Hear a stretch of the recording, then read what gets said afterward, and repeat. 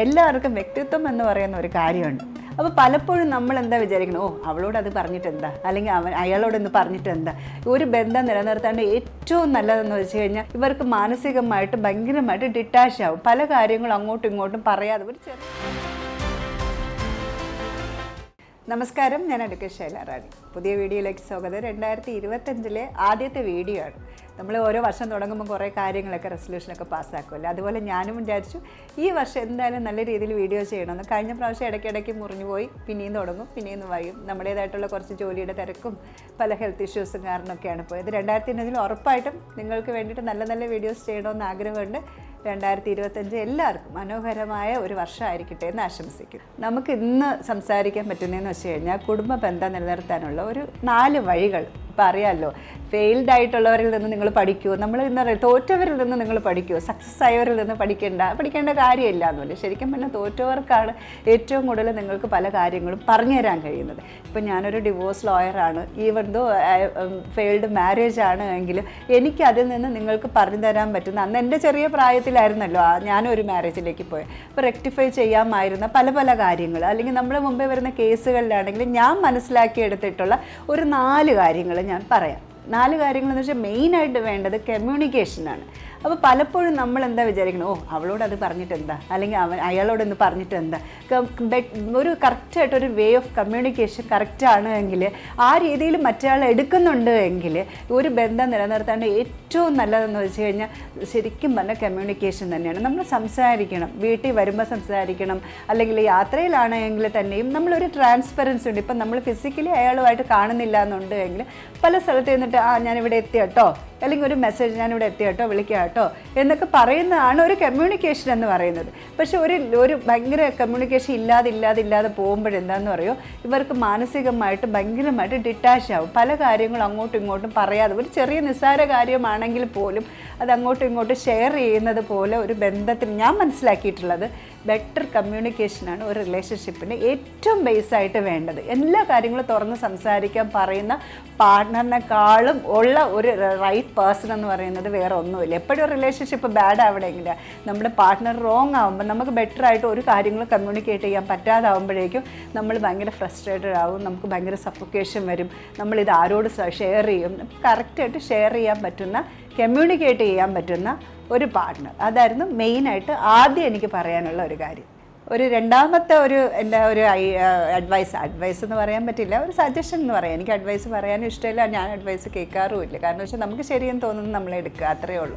അപ്പം ആ ഒരു ഇതെന്ന് വെച്ച് കഴിഞ്ഞാൽ മറ്റേ കോൺഫ്ലിക്റ്റ് വന്നു കഴിഞ്ഞാൽ അത് സോൾവ് ചെയ്യണം. സോൾവ് ചെയ്യാന്ന് വെച്ച് കഴിഞ്ഞാൽ 2 വ്യക്തികളാണ് പല രീതിയിൽ സാഹചര്യങ്ങളിൽ നിന്ന് വളർന്നു വന്നതും പല എൻവയോൺമെൻറ്റിൽ ജീവിച്ച് വന്നതുമായിട്ടുള്ള 2 വ്യക്തികൾ തമ്മിൽ അഭിപ്രായ വ്യത്യാസങ്ങൾ സ്വാഭാവികമായിട്ടുണ്ടാവും.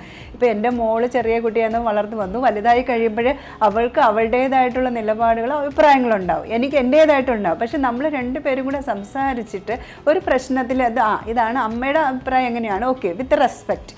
അതേപോലെ തന്നെയാണ് പാർട്ട്നേഴ്സും വരുന്നത്. അപ്പോൾ അതിന് വന്നിട്ടൊരു ഫൈറ്റിലേക്ക് പോകാതെ നമ്മളത് ഭയങ്കര മെച്യൂർഡായിട്ട് ഡീൽ ചെയ്യുക. അവൾ പറയുന്നതിലും കാര്യം ഉണ്ടായിരിക്കാം, അല്ലെങ്കിൽ അദ്ദേഹം പറയുന്നില്ല. അപ്പോൾ അങ്ങനെ വന്നിട്ട് കറക്റ്റായിട്ടൊരു കോൺഫ്ലിക്റ്റ് വരാതെ അത് സോൾവ് ചെയ്ത് പോകുന്നതാണ് എപ്പോഴും വേണ്ടത്.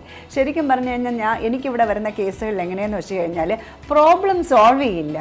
പ്രത്യേകിച്ച് പുരുഷന്മാരാണത് ചെയ്യുന്നത്. പെൺകുട്ടികളുടെ ഒരു ഇഷ്യൂ വന്നു കഴിഞ്ഞാൽ അവരവിടെ വന്നിട്ട് ശരി, അത് കുഴപ്പമില്ലെന്നേ, വിട്ടേരെ. ഇപ്പം ഒരു അമ്മയുടെ നിന്ന് ഒരു ഇഷ്യൂ ഉണ്ടായെന്ന് വെച്ചോളൂ, വെച്ച് നീ അത് കാര്യമാക്കണ്ട, വയസ്സായല്ലേ, അമ്മയല്ലേ എന്ന് പറഞ്ഞിട്ട് അതങ്ങ് വിടും. പക്ഷെ അത് പിന്നെയും ഉണ്ടാവാതിരിക്കാനോ, അല്ലെങ്കിൽ അങ്ങനെ ഉണ്ടായാൽ നീ റിയാക്ട് ചെയ്യണമെന്നോ, അല്ലെങ്കിൽ ആ ഒരു സിറ്റുവേഷനിൽ നിന്ന് അവളെ എങ്ങനെ സപ്പോർട്ട് ചെയ്ത് മാറ്റണമെന്നോ അവർ ചെയ്യത്തില്ല. അവരവിടെ നിന്ന് സ്കിപ്പ് ചെയ്ത് പോകും. പക്ഷെ പ്രോബ്ലംസ് അവിടെ അങ്ങനെ തന്നെ നിൽക്കും. അപ്പോൾ ആദ്യം വേണ്ടതെന്ന് വെച്ച് കഴിഞ്ഞാൽ ഒരാളും 2 പേരും തമ്മിൽ ഒരു ഇഷ്യൂസ് വന്നു കഴിഞ്ഞാൽ ഒരു വലിയ കോൺഫ്ലിക്റ്റിലേക്ക് പോകാതെ അത് സോൾവ് ചെയ്യണം. അതൊരു നിസ്സാരമെന്ന് ഒരാൾക്ക് തോന്നുന്നത് മറ്റേ ആൾക്ക് അതൊരു വലിയ ഇഷ്യൂ ആയിരിക്കാം. ഇപ്പം നൈറ്റായിട്ട് ഒരുപാട് ലേറ്റായിട്ട് കയറി വരുന്നു, അതൊരു ഭാര്യയ്ക്കൊരു പ്രശ്നമാണ്.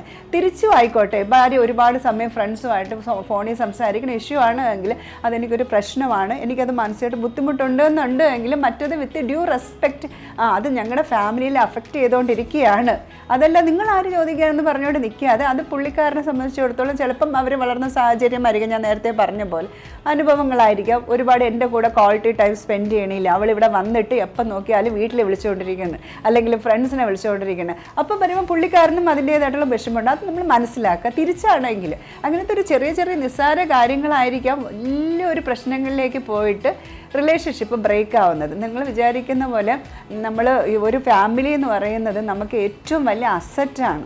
നമ്മുടെ എല്ലാ സമ്പാദ്യങ്ങളിലുള്ളതും കൂടെയാണ് ഫാമിലി.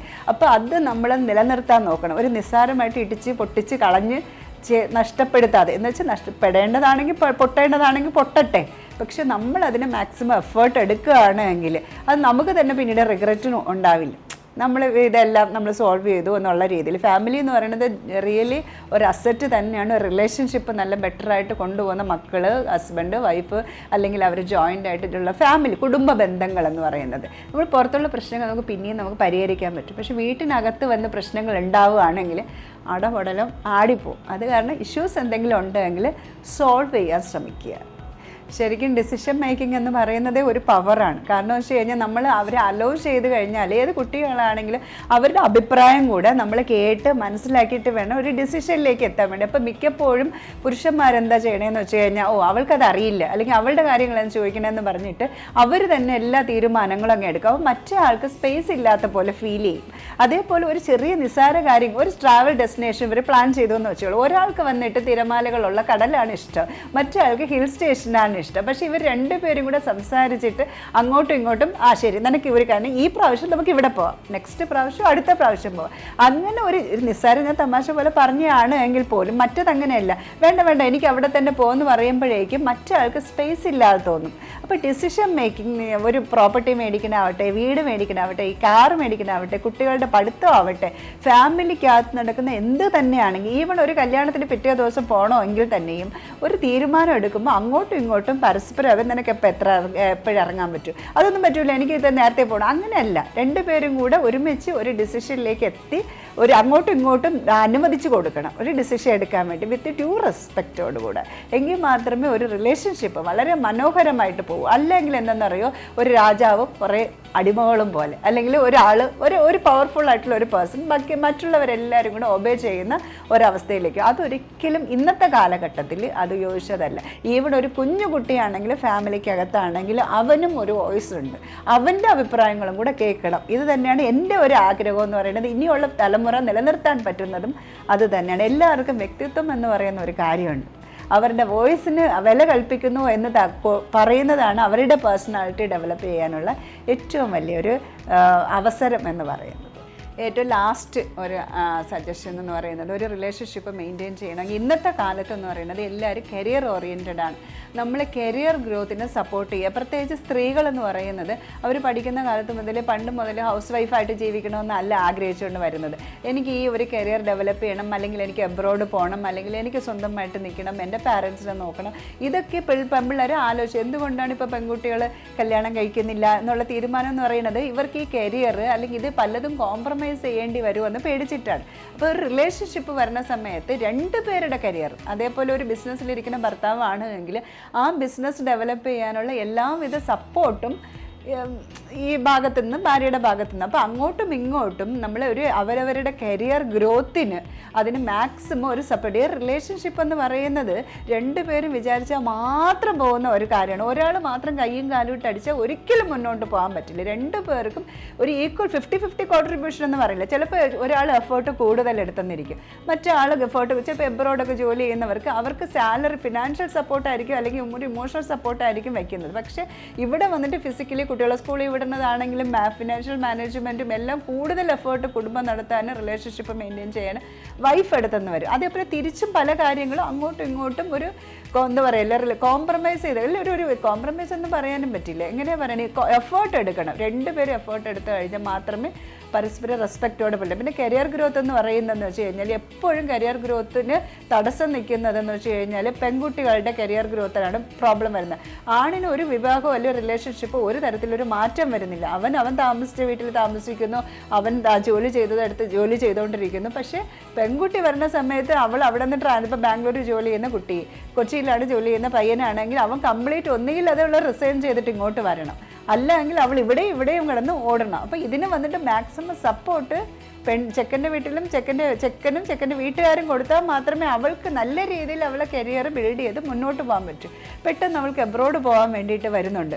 എത്രയോ പെൺകുട്ടികൾ എൻ്റെ അടുത്ത് വന്നിട്ട് ചോദിക്കുന്നു, മാം ഹസ്ബൻഡിന് താല്പര്യമില്ല പുറത്ത് പോകാൻ വേണ്ടിയിട്ട്, ഞാൻ എന്താ ചെയ്യേണ്ടത്? ഞാൻ ചോദിച്ചു, if you are interested, if you want to go abroad, ആരാണ് ഇവിടെ തടസ്സം വരുന്നത്? അല്ല അതിൽ കല്യാണം കഴിച്ചാൽ അപ്പോൾ പിന്നെ വിചാരിക്കട്ടെ കല്യാണം കഴിച്ചാൽ അയാളുടെ കൺസെൻറ്റ് ഉണ്ടെങ്കിൽ പുറത്തോട്ട് പോകാനുള്ള ഇത് കിട്ടുകയുള്ളൂ എന്നാണ്. മൈനറിന് മാത്രമേ പാരൻസിൻ്റെ കൺസെൻറ്റ് ഉള്ളൂ. ബാക്കി വോട്ടവകാശമുള്ള എല്ലാ സ്ത്രീക്കും പുരുഷനും എവിടെ ജോലി ചെയ്യണം, എങ്ങനെ പോകണം, എന്ത് കരിയറാണ് ചെയ്യേണ്ടത്, എല്ലാത്തിനും പൂർണ്ണമായ അവകാശമുണ്ട്. ഒരിക്കലും ഒരു മാരേജ് ലോസ് അൺകോൺസ്റ്റിറ്റ്യൂഷണലായിട്ട് നിൽക്കാൻ പറ്റത്തില്ല. അപ്പോൾ അവൾക്ക് അവിടെ എബ്രോഡ് പോകണമെങ്കിൽ ജോലിക്ക് പോകണമെങ്കിൽ ഡെഫിനറ്റ്ലി അവൾക്ക് ജോലിക്ക് പോകാൻ പറ്റും. പക്ഷേ അത് മറ്റേ ആളും കൂടെ അതിനുള്ള സപ്പോർട്ട് ചെയ്യുമ്പോഴാണ് അതൊരു ബ്യൂട്ടിഫുൾ ആയിട്ടുള്ള റിലേഷൻഷിപ്പ് പോകുന്നത്. എല്ലാ ഡിവോഴ്സും എന്ന് പറയുന്ന ഒരു അൺഹാപ്പി മാരേജിലല്ല ഡിവോഴ്സ് വരുന്നത്. ഒരാൾ മറ്റേ ആളിങ്ങനെ തകർത്തുകൊണ്ടിരിക്കുകയാണ്, കരിയർ വൈസ് താഴോട്ട് പോകുന്നു, ഫിനാൻഷ്യലി ഇല്ലാണ്ടാവുന്നു, ഇമോഷണലി എല്ലാ രീതിയിലും മറ്റേ ആളെ തകർത്തുകൊണ്ടിരിക്കുമ്പോഴാണ് ശരിക്കും പറഞ്ഞാൽ ശരി നമുക്കിവിടെ നിർത്താം, ഇത് കട്ട് ചെയ്യാം എന്നുള്ളതുകൊണ്ട് ഡിവോഴ്സ് എന്ന് പറഞ്ഞ് ഉപയോഗിക്കുന്നത്. മറ്റ് സപ്പോർട്ടും കൂടെ ഉണ്ടെങ്കിൽ രണ്ടുപേരും ഫ്ലറിഷ് ആവില്ലേ, രണ്ടുപേരും നല്ല ബ്യൂട്ടിഫുൾ ആയിട്ട് മാറില്ലേ. അതെന്ന് വെച്ച് കഴിഞ്ഞാൽ അവൾ എൻ്റേത് മാത്രമായിരിക്കണം അല്ലെങ്കിൽ അവൻ എൻ്റെ കീഴിലിരിക്കണം എന്നുള്ളൊരു തോട്ട് വരുമ്പോഴാണ് നമ്മൾ കൺട്രോളിങ് വരുന്നത്.